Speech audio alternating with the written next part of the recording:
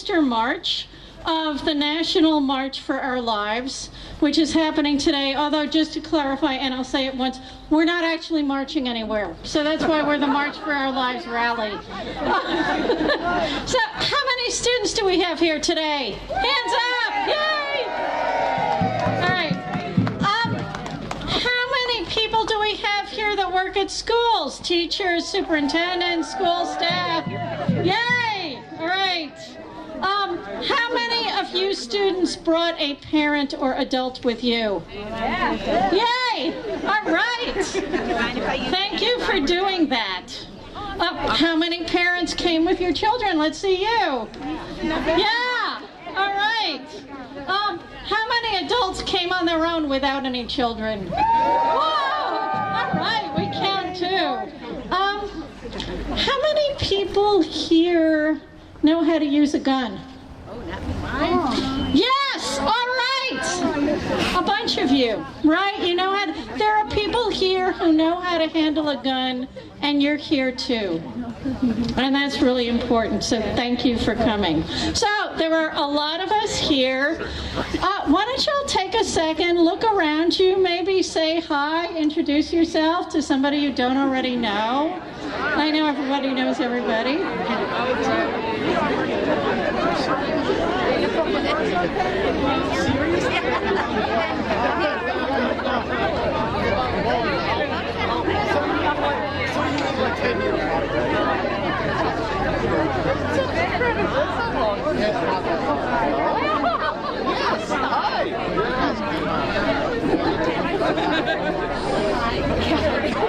Okay, you've met your new best friend. All right.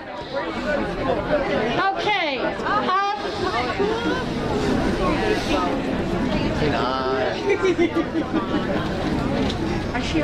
Okay, that was good, right? You're all good people. Okay. Why are we here? We're here because we're tired of seeing people killed in gun violence. We are tired of politicians offering thoughts and prayers, but no action. We're here because it's much too easy in our country for a person to get their hands on weapons, no questions asked. And to get their hands on the most destructive weapons. Weapons that were meant to kill as many people as possible, as fast as possible. Weapons that were meant only for military use. And again, with no questions asked. We are here because we think it should be possible to write reasonable, common sense gun safety laws.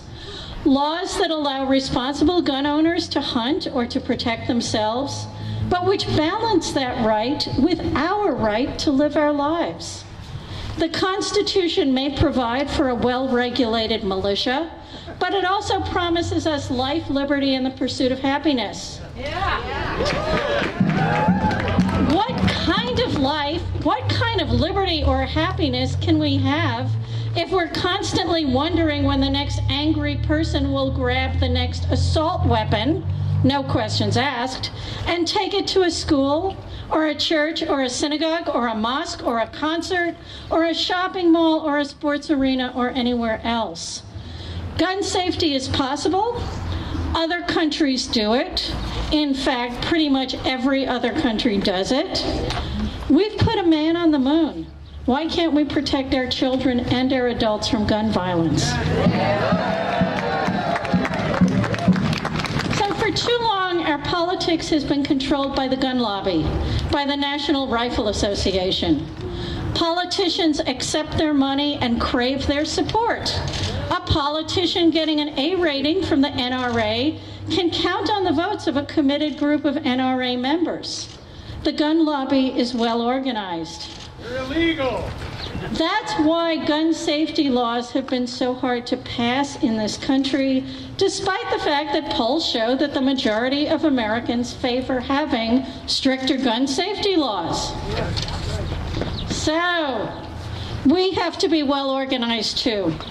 We have to show them that we exist. We who demand gun safety have to show that there are more of us than there are of them, maybe even in this town. We need to come out of the shadows, stop being intimidated. We have to make our voices heard and our power felt. And you're all doing that right now. You've shown up, you're letting yourselves be counted. So thank you. So there's a little more that you can do beyond showing up. You can contact members of Congress and members of the state legislature and let them know what you think. And above all, you can vote. You can decide that you will no longer vote for politicians who kowtow to the gun lobby, who take money and endorsements from the National Rifle Association. So, to that end, as you will see, we have some tables here, and we also have some volunteers moving through the crowd in these very attractive yellow vests. They have some things for you. They have clipboards. They have voter registration forms if you need to fill one out. And remember, if you're a new voter, if you are not quite old enough to vote, you can register to vote in advance. So our 16 and 17 and 18-year-olds, we're giving you a chance to register today. If for some other reason you are not registered, this is a great chance to register to vote. We have those forms for you. We also have some postcards addressed to your representatives in Congress. We have postcards for Senators Charles Schumer and Kirsten Gillibrand. We also have cards addressed to Congressman Tom Reed, who So Tom Reed is your representative if you live in the 23rd Congressional District.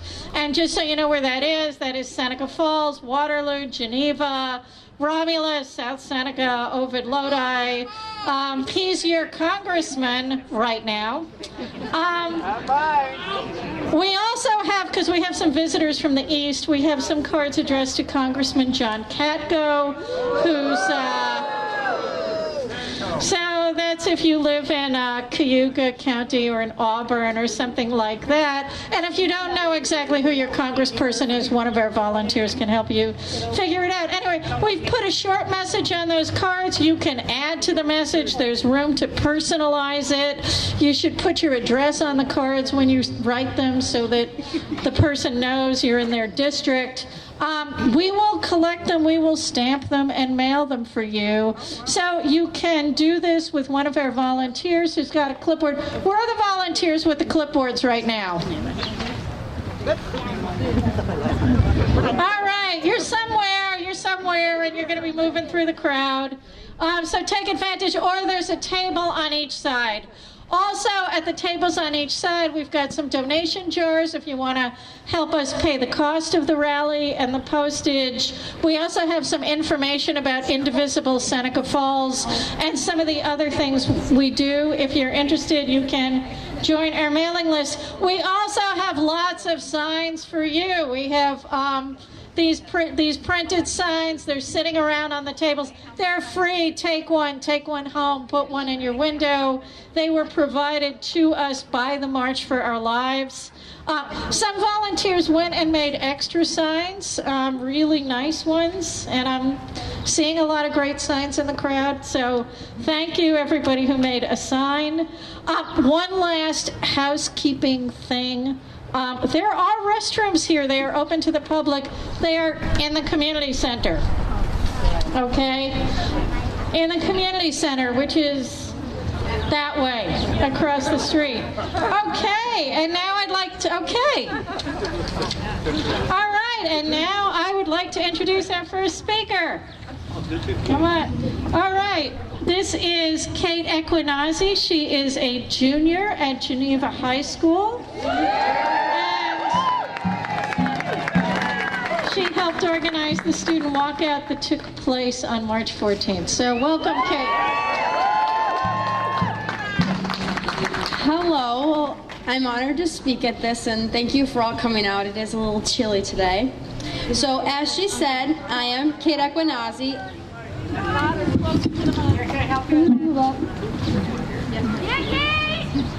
I don't know. try that. Okay. So, as she said, I am Kate Equinazi, and I am a junior at Geneva High School. So this past week, we had 2 assemblies that were held for the 2 lower classes and the 2 upper classes of our school. It was a meeting to discuss our new emergency procedures. The administration has redone our old model because it was inadequate for the threats our school now faces. When we are in lockdown, the highest form of security, we are directed to not respond to the fire alarm or anyone on the PA system and wait for police. One thing our SRO officer told us was that when a shooter enters the school, they are looking for targets. So the best mode of action is to stay out of sight from the window in the door. We were told under no circumstances on any given day to let someone into the building. They will be entered in by an adult. But what truly made us all realize the horrible reality was when our principal told us the statistic that 10 fatal school shootings happen each month in 2018. This assembly happened on Wednesday. For the rest of the week, this is what everybody was talking about. Teachers went over procedures that would be taken if this were to happen in our classroom. Tape was put on all of the floors so students knew where to stand in case a school shooter entered the building so they could not be seen by the window. Rooms were rearranged so cabinets were next to doors so we could use them as a barricade if this ever were to happen. Our school was preparing for battle. That should not ever be considered. Our school was preparing for a battle that I should not have to prepare for. We should be preparing for our next test. We should be preparing to graduate. We should be preparing to have the ability to go out into the world and make a difference.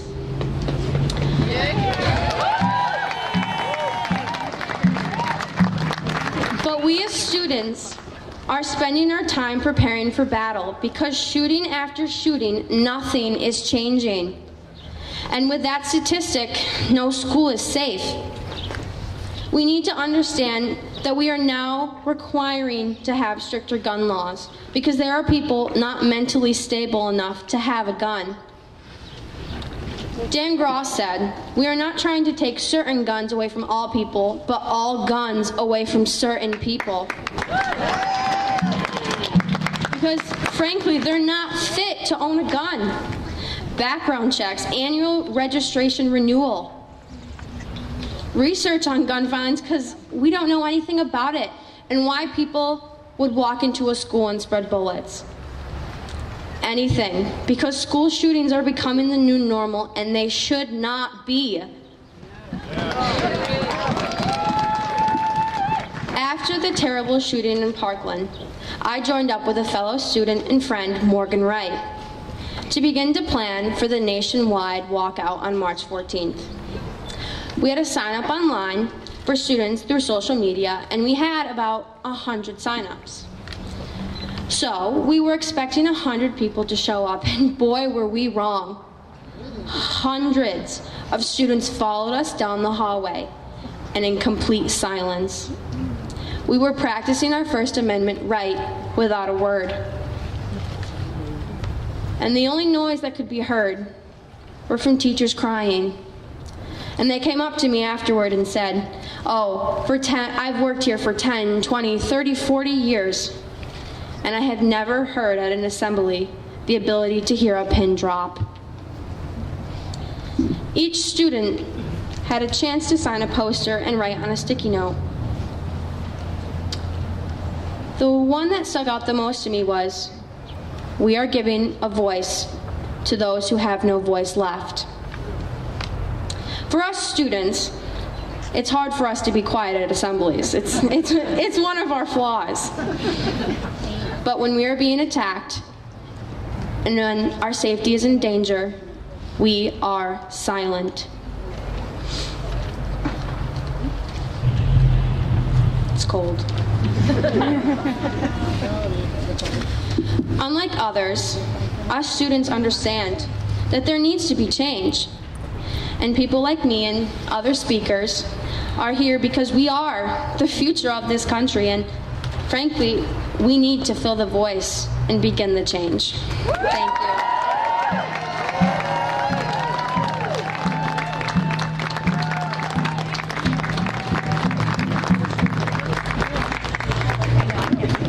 Stay in touch, Kate. Thank you, Kate.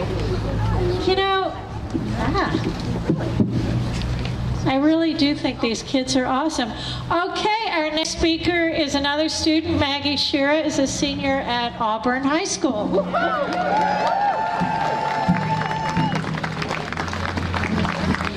Hello, my name is Maggie Shira. I'm 17 and I'm a senior at Auburn High School. I know most of us are here in response to the recent horrific shootings, but today I'd like to talk about another side of gun violence, one not as focused on by the media. I'd like to talk about gun suicide. More than half, 58.2% of all gun deaths are suicides. Only 5% of suicide attempts use a gun, but that tiny 5% of attempts make up over 50% of all successful suicides. Gun control has the power to change that. This is because people who shoot themselves just don't survive. A gun wound to the head from short range is almost certain immediate death. Suicide is an epidemic that kills people aged 10 to 24 at a rate 3 times higher than cancer for the same age group. 71% of people who attempt to commit suicide do so only within an hour of deciding. 48% do so within 10 minutes. Suicide is impulsive, not inevitable. The majority of people who have survived suicide attempts, over 2/3, never attempt to commit suicide again. Suicide is an impulsive act that isn't what most people truly want. Guns and the unique lethality take away a second chance at life for these people. This is why we need better gun control.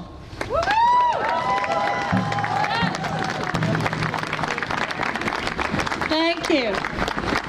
Okay, we've got an adult coming up, but be patient with us. Our next speaker is Charles Whalen from Geneva, a longtime resident of the Finger Lakes region, and in the recent past, he was a candidate for Congress in New York's 23rd Congressional District. Charles. Thanks so much, Rachel, although I'm not so sure that you put me in the best position having to follow such fabulous students. Is there any way to raise this a tad, or can I hold the mic in my hand? Well, no, I got it. No, you got it taped, okay. Fabulous, thank you, thanks so very much. So yes, I'm Charles Whalen, and I live in Geneva, New York, where I live with my wife and a daughter that we raised here in this region. But I'm not here to talk about my daughter right now. I would like to speak about some other people's daughters. The first is Anna Grace. 6-year-old Anna worked for days on a book of drawings. When she finished, she gave it a cover, stapled it, and wrote, "Anna's Flower Book, from Anna to Dad." But it was time for school, so Anna had to leave it in her playroom so she could present it to her dad after school. She never did.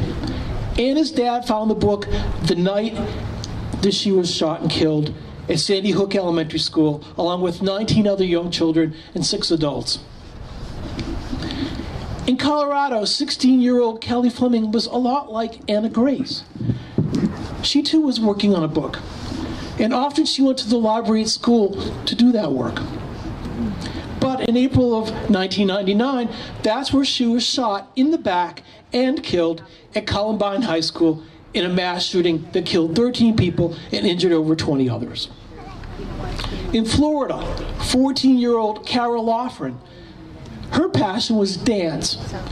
She was one of 17 people shot and killed in Parkland on Valentine's Day. Shortly after Valentine's Day, my own daughter gave me a call to say that she's engaged to be married. Anna, Kelly, Cara, they'll never make that call. Not to their mom and dads.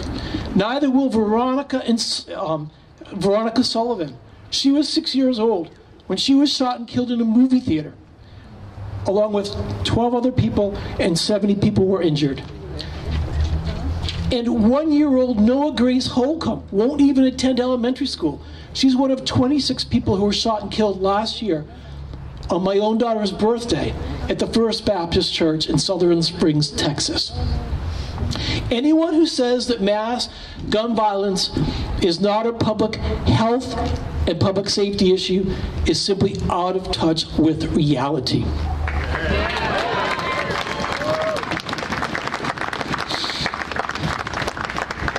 Let's look at gun violence in schools alone. Since Columbine, nearly 200,000 students from close to 200 primary and secondary schools, I notice you have a list of many of them right there, have experienced shootings on their campus. It's time to say enough. That's what this rally is about. That's why I wanted to be here, to thank you for speaking out and to encourage you to keep fighting. The time for sensible, practical action to reduce gun violence is long overdue.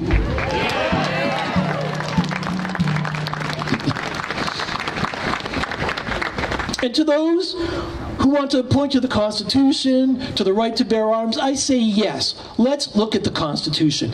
Its preamble is awfully clear. The central purpose of the Constitution is to, and I'm quoting now, ensure domestic tranquility, provide for the common defense, promote the general welfare, and secure the blessings of liberty for ourselves and our posterity. Anna Grace's family deserves some domestic tranquility. Kate Fleming and her family deserved someone to protect their common defense. The survivors of Parkland deserve the promotion of their general welfare. And today, by gathering here, we all demand action to secure the blessings of liberty for ourselves and for our posterity. I'm not there yet, but I'm getting there. This movement has already made a difference. For years, Congress refused to let the CDC conduct research on gun violence.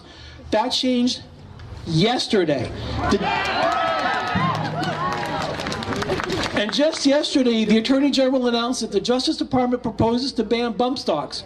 Yesterday, after years of inaction, on the eve of this march. Just a coincidence? Absolutely not. But much more is needed. Congress gave the CDC the okay to do gun violence research, but in a $1.3 trillion spending bill, how much did it pour toward that research? Zero. And the Justice Department's reversal on bump stocks is just the latest proposal from an administration that's known for its reversals.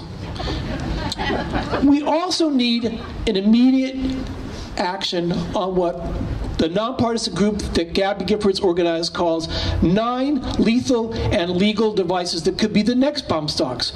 And we're long overdue for a comprehensive system of background checks, bipartisan bills that have stalled in Congress for years. And that's why we also need a new Congress. Congressman Tom Reed, a sponsor of the bill to overturn the SAFE Act, says he worries that people often run to the gun control issue after mass shootings. Instead, Reed often follows such shootings with his reaffirmation that he's a firm believer, and I'm quoting here, firm believer of the right to bear arms, and that he'll, quote, fight for the Second Amendment. We need to replace Tom Reed and his colleagues with people who will fight for us, for the reason we have a Second Amendment. I recently ran for Congress. My campaign pushed hard on these issues. I'm convinced that it can be done in a way that works with the Constitution, recognizes the Second Amendment, and respects the rights of our citizens, including those of us who choose to have hunting rifles. All of us need to push for steps that reduce gun violence and for representatives to take a strong stand. In addition to Gabby Giffords' group, there's another group that's doing great work, and I see the signs from them here, Mums Demand Action. I urge you to get involved with both groups. People often say that we get the government we deserve. That's not true. We get the government we demand. Keep demanding. Thank you.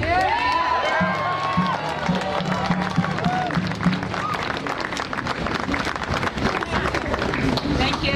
Thank you. Thank you. Thank you. Thank you. All right, adults aren't so bad, right?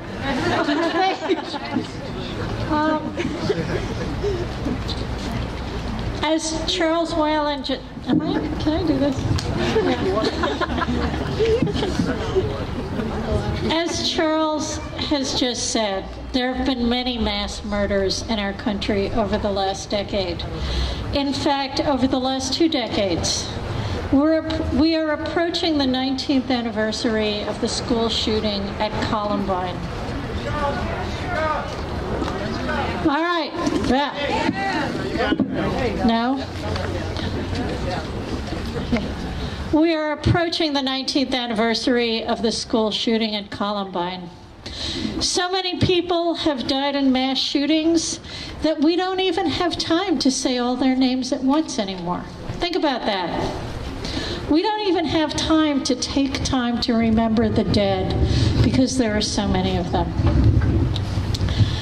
Since it was the shooting at Marjorie Stoneman Douglas High School that touched off a national movement that brings us here today, it still is fitting to honor the 17 people slain there by reading their names and ages. I am going to try to pronounce them correctly. I got the pronunciations from an officer there who said he was trying to pronounce them correctly, and so apologies if I don't. I've done my best. Alyssa Al-Hadef, age 14. Scott Beagle, age 35. Martin Duque, aged 14. Nicholas Dworet, age 17. Aaron Feiss, age 37. Jamie Gutenberg, age 14. Chris Hickson, age 49. Luke Hoyer, aged 15. Cara Loughran, aged 14. Gina Montalto, age 14. Joaquin Oliver, age 17. Elena Petty, age 14. Meadow Pollock, aged. Helena Ramsey, aged 17. Alex Schechter, aged 14. Carl Schtrup, aged 16. Pete Wong, aged 15.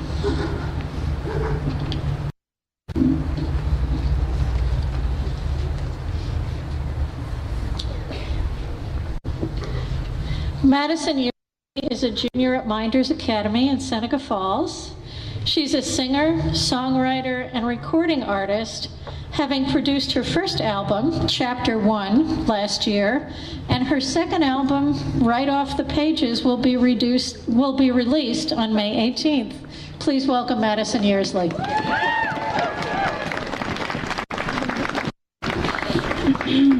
Hello there. All right. I'm going to be playing a song that the Stoneman Douglas High School Drama Club wrote.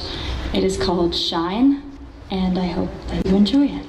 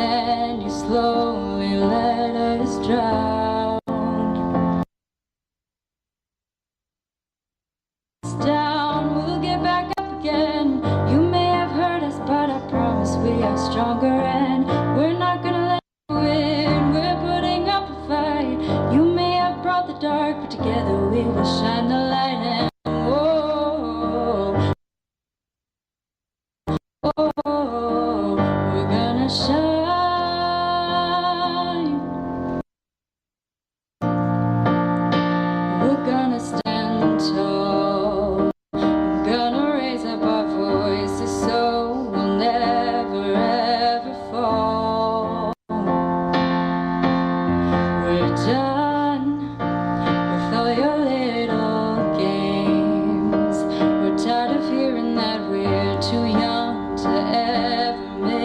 a change.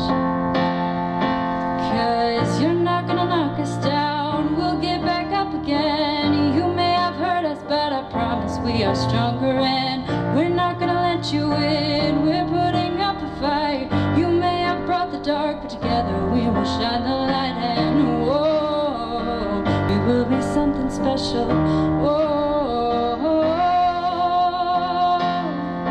We can hug a little tighter, we can love a little more, laugh a little harder, we can stand up and roar. If we all come together, it will be alright. Stand up for one another and never give up the fight. We're not gonna knock us down, we'll get back up again. You may have hurt us, but I promise we are stronger, and we're not gonna let you in. We're putting up a fight. You may have brought the dark, but together we will shine the light, and whoa, we will be something special. Whoa,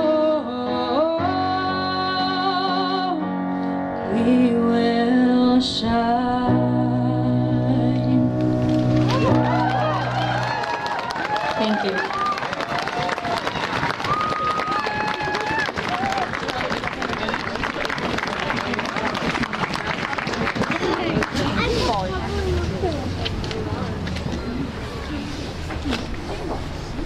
She's incredible, isn't she? Okay.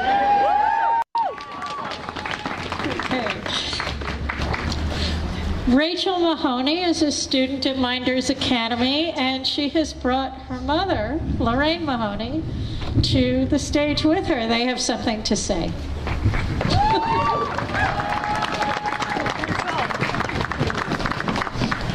Hi. One second. Hi.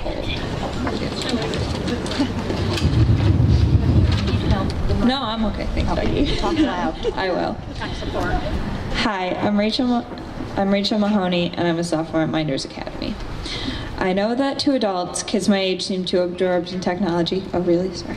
Okay. Speak. Okay, I'll speak up. I'll be really loud. Okay. I will be really loud, Becky. Okay.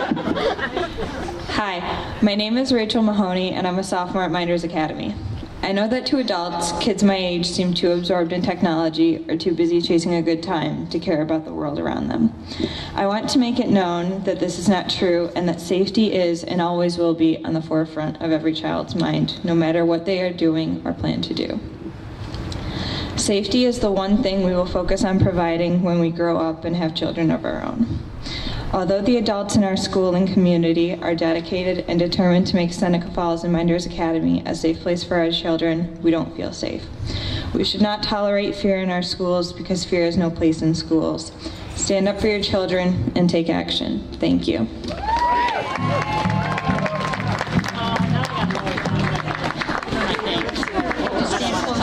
Stand really close to her. Hi. When Rachel asked my daughter and me to speak today, she said she wanted us to talk about the need for gun reform from the perspective of a kid in school and a parent.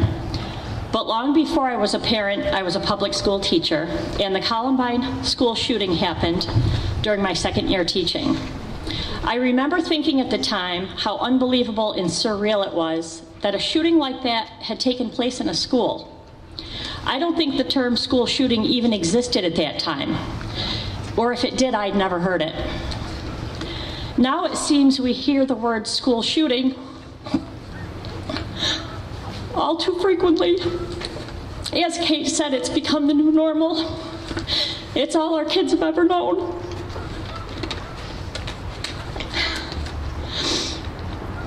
I don't think we as parents can ever really feel that our kids are safe at school, and I don't think hiring more school resource officers or arming teachers is the answer. I've heard it put this way.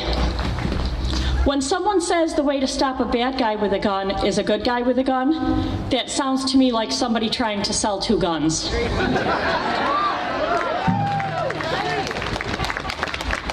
Common sense gun reform is needed and way overdue. A cartoon in the New Yorker showed a guy buying a few assault rifles and a box of allergy medicine, and the clerk says, "I'm going to need to see some ID for the Claritin." I'd like to ask that everyone involved in this effort do their best to be civilized. I have seen some pretty nasty confrontations on the news and on Facebook. I think bad things happen when either side loses sight of the humanity of the people on the other side. According to Dr. Martin Luther King's philosophy of nonviolent protest, nonviolence seeks to defeat injustice, not people. Nonviolence is directed against evil systems and forces, aggressive policies, and unjust acts, but not against people. Please keep this in mind. Thank you.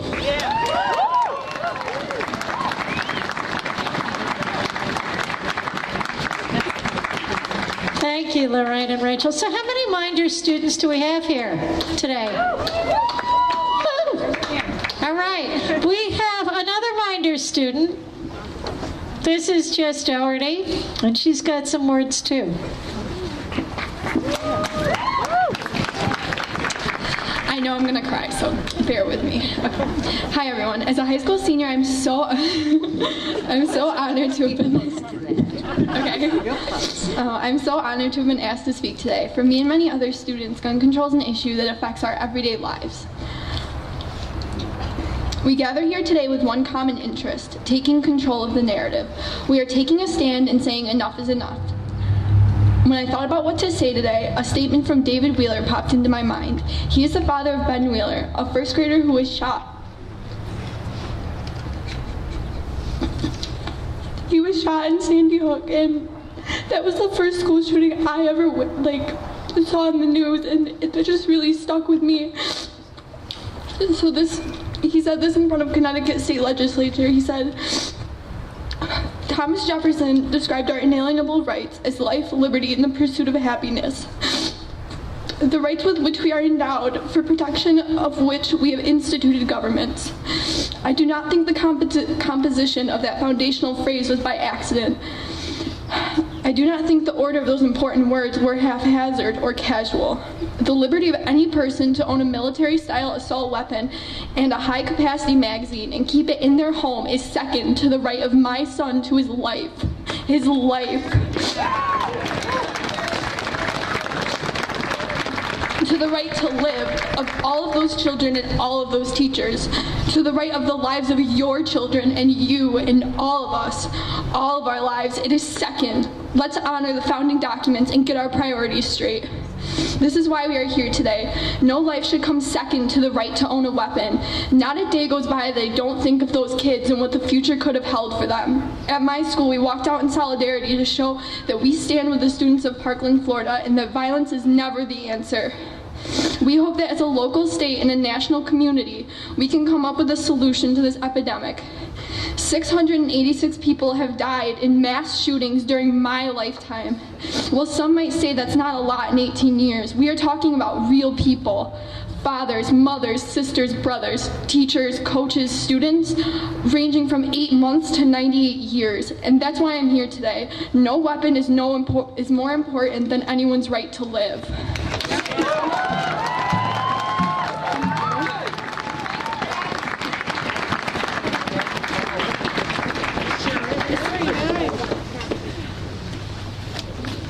Thank you, Jess. And here's Madison Yearsley again.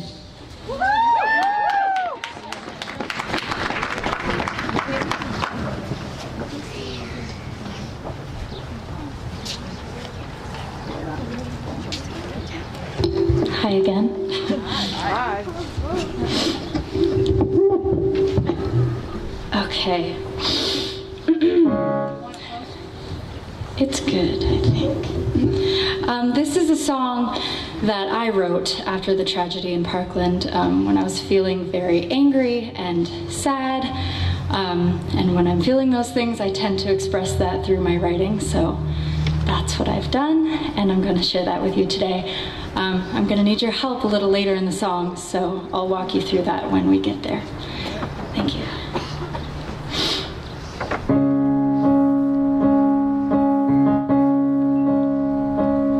It's no easier to swallow the 1,000th time. The front page becomes a graveyard, and some don't bat an eye.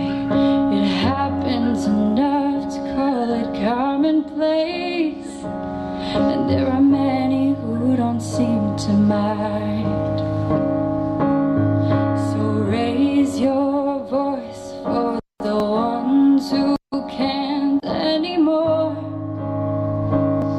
There's something here to fight for the ones who can't anymore. No, we can't keep standing still, 'cause look what good that's done. No, we can't keep waiting around and praying for something different. If now is not the time to make a change, then when is it?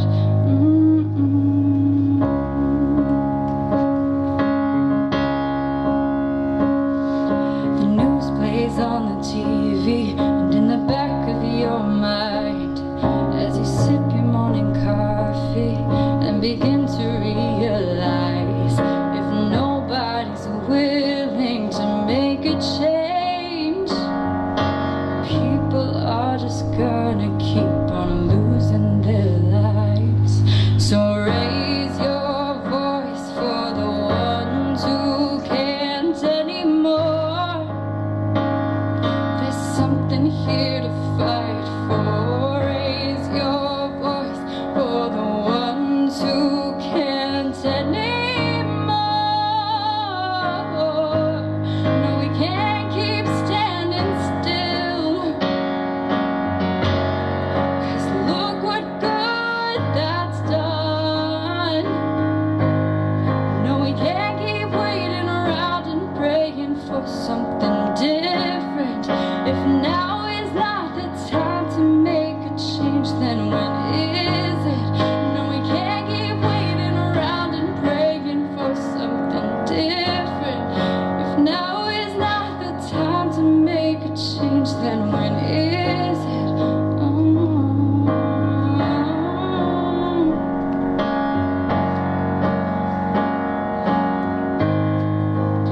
So here's what we're gonna do. I'm gonna sing a line, and you're gonna sing it back to me. And then we're all gonna sing together and keep that going, and let our voices unite us. Got it? Raise your voice for the ones who can't now. Raise your voice for the ones who can't. Your turn. Raise your voice for the ones who can't now. Raise your voice for the ones. Let's keep that going. Raise your voice for the ones who can't now. Raise your voice for the ones who can't now. Raise your voice for the ones who can't now. Raise your voice.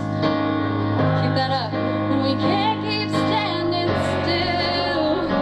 The ones who, 'cause look what good that's done. For the ones who, no, we can't keep waiting around and praying for something different. If now is not the time to make a change, then when is it? No, we can't keep waiting around and praying for something different. If now is not the time to make a change, then when is it? Is it? Thank you. Thank you so much.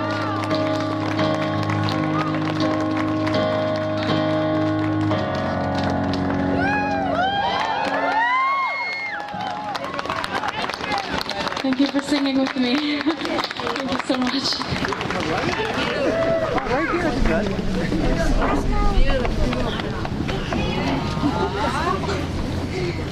Thank you, Madison and everybody. Our last speaker is Leah Intuala, the pastor of the First Presbyterian Church here in Seneca Falls. Welcome, Leah.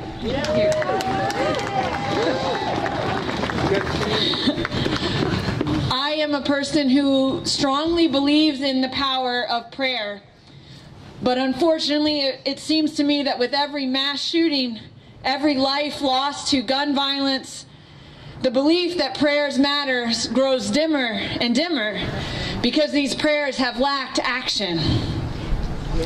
Faith and belief require action. Micah 6:8 says, "And what does the Lord require of you but to act justly, to love mercy, and to walk humbly with God?" As a person of faith, I am called to act justly. I have to act. I don't believe God granted a person the right to own a gun. The Constitution did. Thus, I don't believe it would be acting justly to have no rules and regulations or amendments. The beauty of our Constitution is that it can and has and will change. Friends, laws are not made to protect those who would and do and will follow them. Laws are made to protect the most vulnerable and susceptible. Gun policies aren't for law-abiding citizens. They are for perpetuators of domestic violence who want to end a life of the person that they abuse. They are for the kid who plays with a gun that isn't locked and safely stored away. That kid who kills a brother or sister or themselves. They are for the children who are going to school to receive an education, and the parents like me who love them and want them home safely at the end of the day.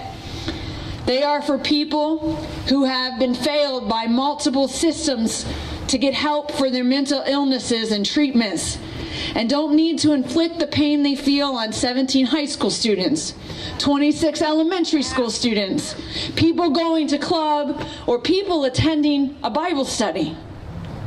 Prayers without actions are words. Prayers put into action, that's justice. Let us seek justice.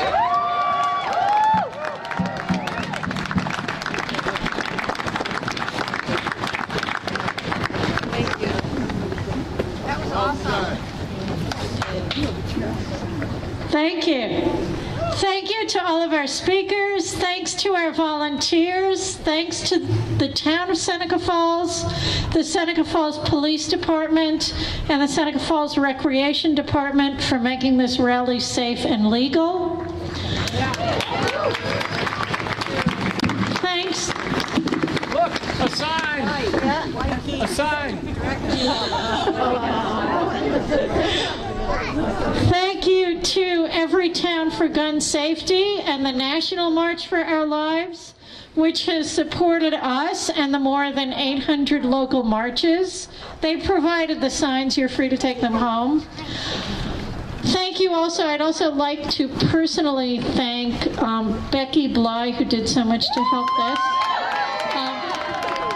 And I would also like to thank Women March and Melina Carnicelli, who personally mentored me as I tried to put this rally together, and without which this would be a big mess. So thank you, Melina. Above all, thanks to all of you for coming here and letting yourselves be counted. I hope everyone has gotten registered to vote. I hope you have written postcards. If you haven't done it yet, we'll still be here for a few more minutes, and you can do it. For now, go out there, keep making your voice heard. Show them that we are not afraid, that we are not going away, that we will not be silent, that we are the majority, that we are going to make the change, that we are going to be the change. Thank you for standing up.